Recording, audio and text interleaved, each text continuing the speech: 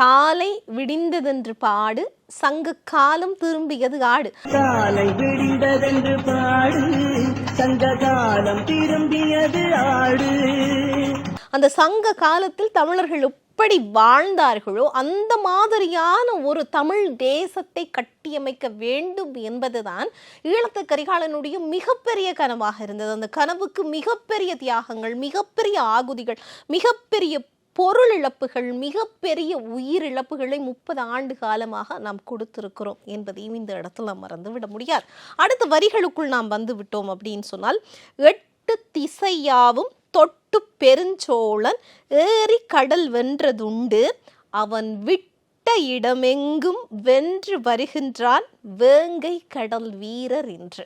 நிச்சயமாக நான் சொல்லியிருந்தேன் ஏற்கனவே, நமது ஈழத்து கரிகாலன் கட்டிய முப்படைகளில் கடல் படைக்கு என்று சொல்லி ஒரு தனிச்சிறப்பும் வீரியமும் இருந்தது என்பதை யாராலும் மறந்தும் கடந்தும் போய்விட முடியாது, உண்மையாக இல்லையா?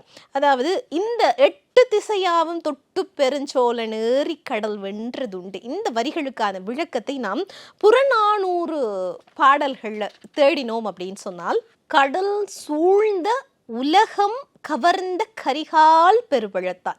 இதனுடைய பொருளை பார்த்தோம்னு சொன்னால், கடல் சூழ்ந்த உலகம் முழுவதும் புகழ் பெற்ற மன்னனாக இருந்தான் கரிகால சோழன். இது சோழனின் புகழ் கடலை தாண்டி உலகம் முழுவதும் பரவி இருந்தது என்பதற்கான மிகச்சிறந்த எடுத்துக்காட்டாக இந்த பாடல் வரிகள் அமைந்திருந்தது. நிச்சயமாக அந்த கரிகாலன் கடல் சூழ்ந்த உலகம் முழுவதையும் தன்னுடைய பெயர்களால் நிரப்பி விட்டான் அப்படின்னு சொன்னால், இந்த கரிகாலன் உலகமெல்லாம் இருக்கும் தமிழர்களினுடைய இதயங்களை தன்னுடைய பெயரால் இன்று வரைக்கும் நிரப்பி கொண்டிருக்கிறார் அப்படின்னு தான் சொல்ல வேண்டும். 8 திசையாவும் தொட்டு பெருஞ்சோழன் ஏறி கடல் வென்றதுண்டு, அவன் விட்ட இடமெங்கும் வென்று வருகின்றான் வேங்கை கடல் வீரர் இன்று. 8 திசையாவும் தொட்டு பெருஞ்சோழன் ஏறி கடல் வென்றதுண்டு, அவன் விட்ட இடமெங்கும் வென்று வருகின்றான் வேங்கை கடல் வீரர் இன்று.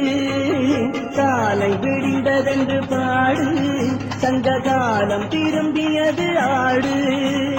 காலை விடிந்ததென்று பாடு சங்க காலம் திரும்பியது ஆடு. ஆழக்கடல் எங்கும் சோழ மகராஜன் ஆட்சி புரிந்தானே அன்று.